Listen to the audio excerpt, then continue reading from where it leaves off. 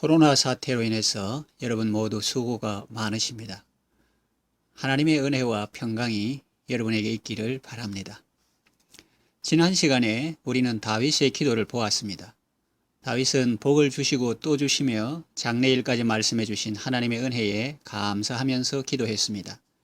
주의 은혜로 종의 집이 영원히 복을 받게 하옵소서, 그렇게 기도했습니다. 하나님의 영광을 위해서 하나님의 뜻을 구했습니다. 오늘 읽은 본문은 다윗의 기도에 이어지는 내용입니다. 다윗의 승리들이 기록되어 있습니다. 본문을 통해서 하나님께서 우리에게 주시는 교훈이 무엇입니까? 첫째로 다윗의 승리는 광범위하고 완전한 승리입니다. 1절에서 14절에 그 내용이 나오죠. 하나님께서 우리에게 복을 주실 때는 온전한 복을 주십니다. 재물을 주실 때도 근심을 겸하여 주지 않으십니다. 모든 좋은 은사와 온전한 선물은 다 위로부터 빛들의 아버지께로부터 내려온다고 야고보 사도는 말했습니다. 다윗은 일부 지역에서 한두 번 승리한 것이 아닙니다. 주변 지역을 완전히 평정합니다.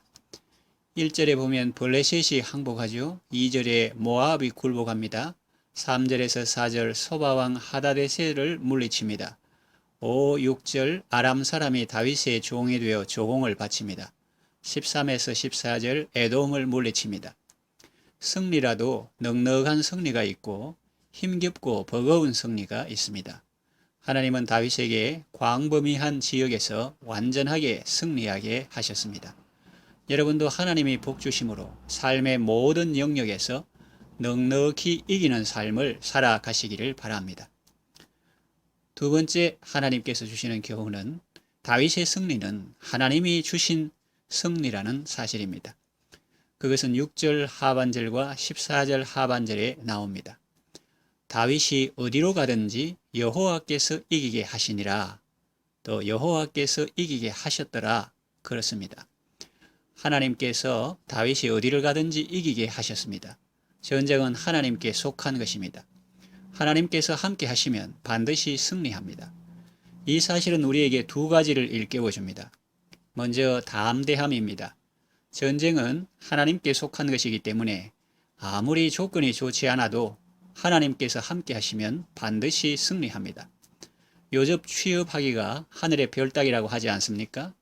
스펙이 화려하다고 잘 되는 것 아닙니다.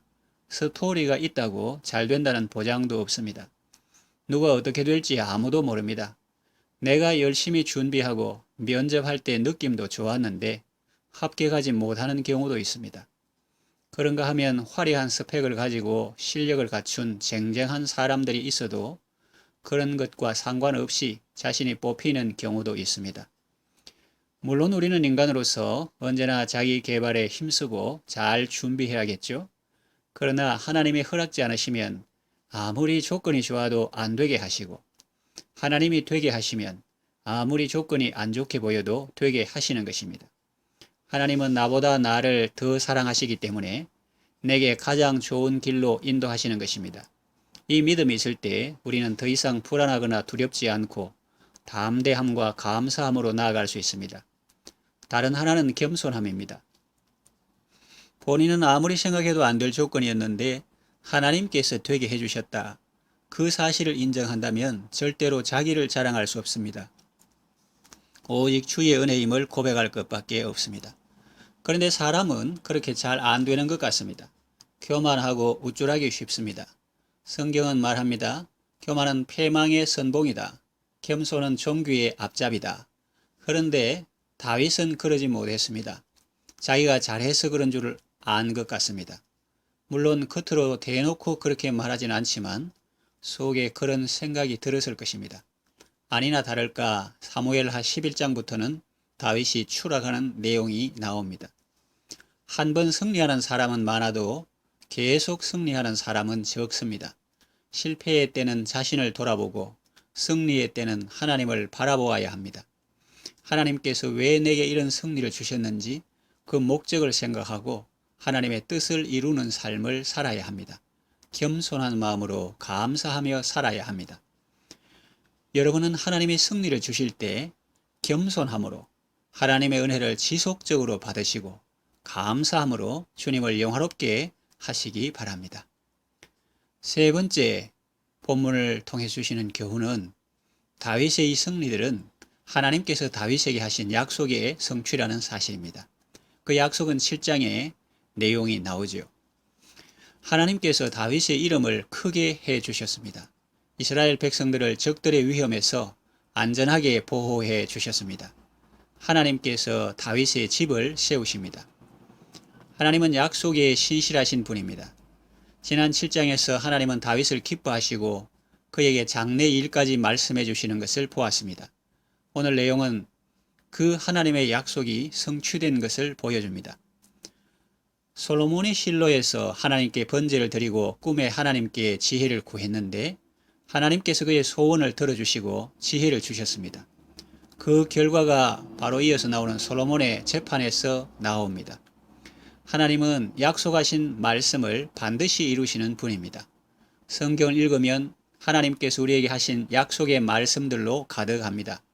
우리가 그 약속의 말씀을 믿고 기대하며 나아갈 때 그 약속은 반드시 우리에게 그대로 이루어집니다. 안 믿고 무시하면 자기만 손해입니다. 나는 너희를 치료하는 여호와라고 하셨는데 안 믿고 치료 안 받으면 자기만 손해죠. 구하면 주신다고 했는데 구하지 않아서 얻지 못하면 그보다 더 안타까운 일이 어디 있겠습니까? 여러분들은 성경 속에 있는 하나님의 약속의 말씀을 꼭 붙들고 믿음으로 기도하며 그 성취를 바라보면서 순종하며 나아가시기를 바랍니다. 이제 말씀을 정리하며 마치겠습니다. 하나님께서 다윗에게 온전한 승리를 주셨습니다. 그 승리는 다윗이 잘 싸워서 된 것이 아니라 하나님께서 그가 어디를 가든지 이기게 하셨기 때문입니다.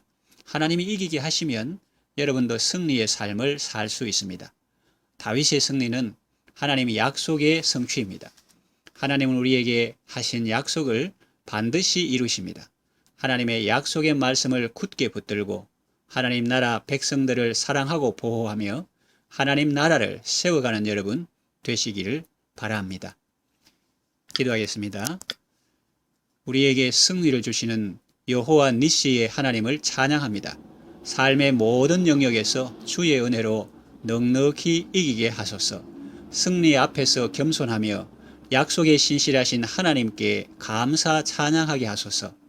하나님이 복 주신 목적을 잘 깨닫고 하나님의 심정으로 하나님의 백성들을 사랑하며 하나님의 나라를 잘 세워가게 하소서. 예수님의 이름으로 기도합니다. 아멘.